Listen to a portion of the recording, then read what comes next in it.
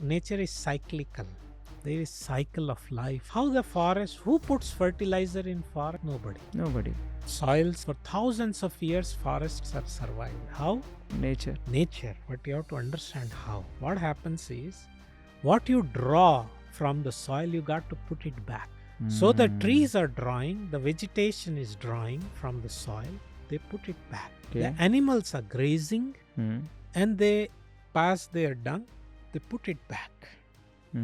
It's a beautiful cycle. Here we have only know how to withdraw, how to draw. We are not putting back.